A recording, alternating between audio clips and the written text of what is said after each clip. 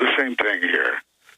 Same thing here, and they're trying to enlist as many people as they can, but they're not in power right now, and they don't have sufficient power to generate a finger pointing that will take effect. Why are the SEALs not wanting to go to war? I mean, I know that's a silly question, but what have they told you? They said that more or less the false flag is coming, and that we're going to be involved in more foreign escapades. And one of these triggers on false flag operations runs the danger of worldwide conflict if it gets out of hand.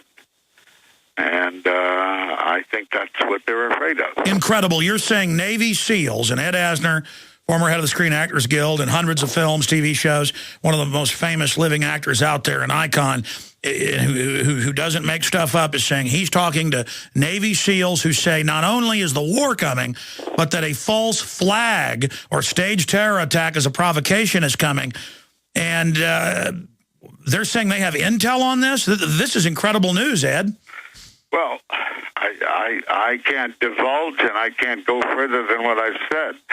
They've alerted me, and I've tried to help in whatever way I can, but there's only so much I can do, and only so much I will stick my neck out. No, I understand. Now, remember Cheney, Cy Hirsch exposed this, and Ray McGovern, former CIA analyst, told us at the time, but you couldn't get into sources, but Cy Hirsch reported, as you know, after Cheney left office 3 years ago, that 2 years before that, 5 years ago, Cheney ordered the SEALs to paint up blue boats like the Iranian Navy boats, and to stage an attack on a destroyer. And we know that Admiral Fallon at the time said no. That's why he later resigned. But we've already come that close before, so I guess that's probably why the SEALs know about stuff like this. Did they say anything about that? No, they did not. But I'm sure they know about it. If I were to question them further, and I haven't. Wow. Anything else you can tell us about the SEALs reaching out to you? Well, I would, off air, give you the name of the gentleman I talked to. Oh, wow. I don't. Okay, well, the show ends here in a few minutes, and we'll talk off air, Ed. Just amazing. Or perhaps I should get you back on, too. I know that you were going to be on and then got tied up, and we could talk forever about these subjects. Doesn't it feel like you lived through World War II? I wasn't around then. But doesn't it feel like that calm before the storm as all these armies are lining up and they're putting the fleet out there menacing China, and the Chinese president saying, prepare for war with the U.S.? I went back and looked at history. I've never seen times that a Chinese president was saying prepare for war with the U.S. The Russians are saying don't go into Syria and threatening back and putting troops in. I mean, this is crazy. Well, in yesterday's New York Times, or was it today's?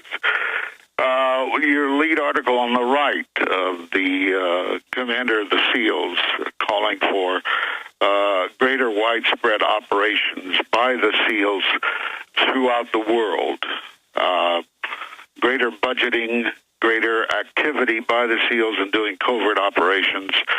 And this is all part of it. Creating, instead of drones, they would use SEALs to create the demolition of individuals, such as the auto accident that took care of your the Polish engineer, or whatever he was, who commented on 9/11. Danny Jowenko. Yeah. By the way, they say it was very suspicious how he died. I actually pulled it back up. It was a few months ago. Just out of nowhere, his car was actually taken control of and veered off into a tree, but the dog was okay. And then there was a bunch of suspicious stuff around it, just like with Princess Diana and her killing. But what's incredible about this, she even wrote a letter saying, if I'm killed, Charles says he's going to kill me in a fake auto accident. She's killed that way. The whole thing's suspicious, but the mainstream media calls it a conspiracy theory, Ed. Yeah, well, they dismiss all of us that way. I can't tell you how many times I've talked to wonderful, intelligent, certainly not right-wing reactionaries, and brought up the subject of 9/11. And they look at me goggle-eyed. They remind me of the plastic dogs in the back of cars that they have sitting there, bobbing their heads and looking at me with amazement. Little plastic dogs, and they think I'm out of my goddamn mind. But I realize that the American people, for the most part, no matter how intelligent they are, don't want to have the myth of Santa Claus, America, destroyed by hearing such stories. They either don't want the myth destroyed, or they shake in fear that they don't want to be complicit in harboring such thoughts. Well, that was my next question. It's funny you bring that up.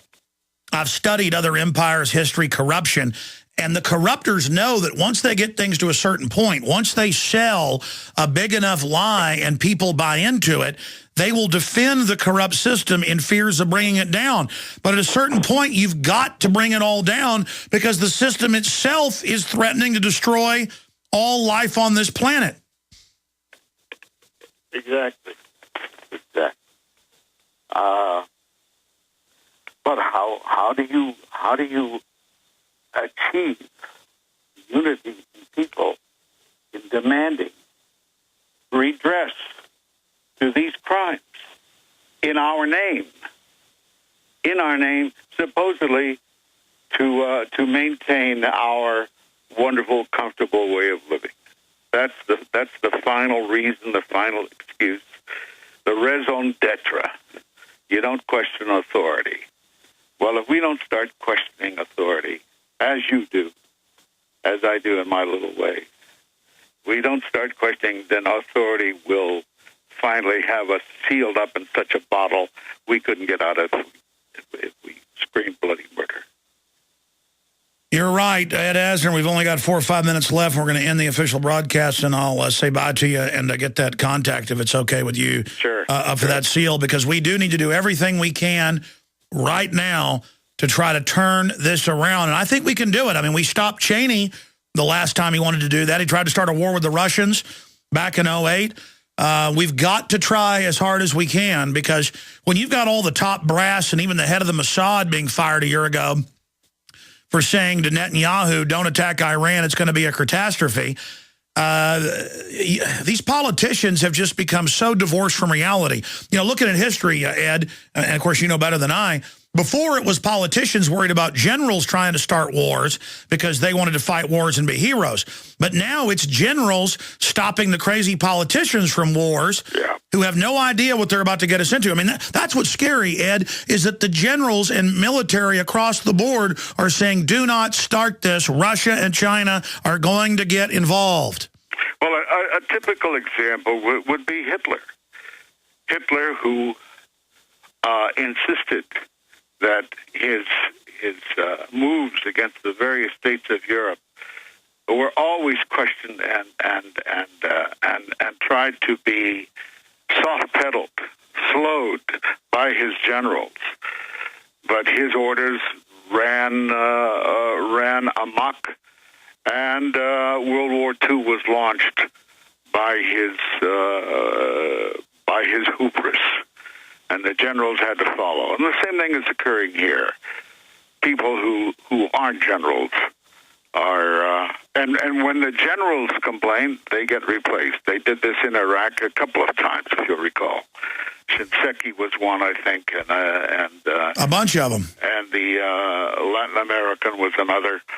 They got rid of them. Fallon, Mullen, the last 2 Joint Chiefs of Staff have said don't do this. Yeah.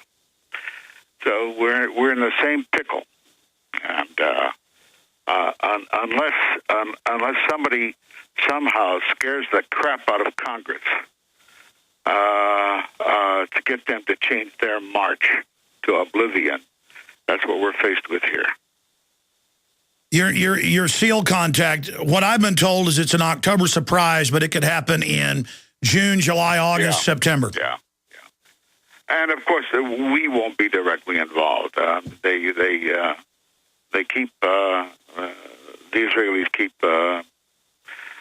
appearing as the 600-pound gorilla, and I don't know how you're going to control them. Well, from my military contacts and what's now been admitted, that's all part of a staged event to act like the U.S. is reluctant. But the people running the U.S. are going to have Israel as basically the fire starter, and then the United States and NATO are going to come in with both feet. Yeah. NATO. Yeah. Another arm of the United States.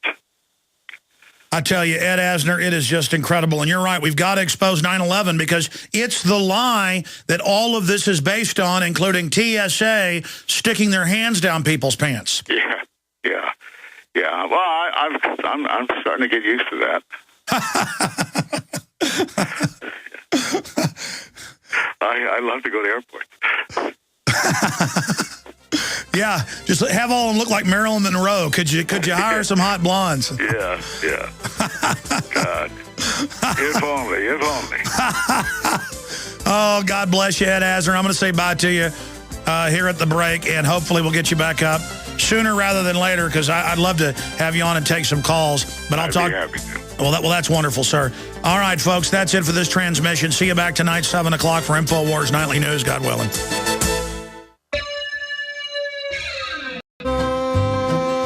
All right, we're in overdrive.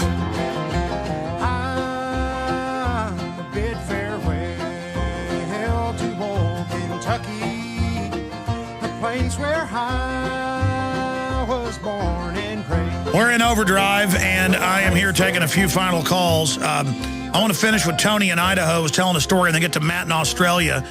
And I won't be able to get to Gary and Michelle. I apologize. But Tony in Idaho, so they've arrested you many, many times. Finally, they couldn't squeeze any money out of you. They tried to find a way to lock you up permanently to teach you a lesson, but the Constitution wouldn't let them do that. There'll be a FEMA camp later, don't worry. But because you're out of their system, which a lot of folks have been forced out of it because you just can't live in it. A lot of people can't. It's designed to be unsustainable, so they can force you into their system. That they now are just leaving you alone. I mean, you know, the police, you're told to leave illegal aliens alone. Can't you leave sovereign citizens, mainly folks that have lost everything they had or are disabled? Because I know a lot of these folks here in Austin. Can't you just let them sleep with their little minivan? Can't you just let them have their little can of Spam and their crackers and go do odd jobs at people's houses? No, you got to arrest them every week and beat them up because they're the Americans that aren't paying money to the foreign bankers. They're the Americans that aren't going to go along with the cashless society. And it's the same. They're attacking these type of guys all over the world. Let me guess your profile, Tony. Did I accurately guess it, or are you a handyman? Pretty much, yes. There you go. I just know hundreds of this guy. Okay, and so they attack you like you're the living plague because the feds have taught them so. Go ahead. Yeah, well, I was going to say the last cop that stopped me was a month after they had already told me that the sheriff had ordered him to leave me alone. And I was kind of worried because this guy followed me for a long ways past a bunch of houses, and he stopped me out in the middle of nowhere out on a dirt road. Yeah, well, because they tell him these are cop killers. You want to deal with them, go ahead and arrest him. He reads ADL comic books all day, believing it. And so he was ready for you probably out there on that lonely stretch. By the way, I didn't ask you if you were a handyman, did I? Off air. No. No, I mean, people to know. I know what I'm talking about. You are people, I don't want to get into your whole story, but I imagine it's been pretty rough, and now you're out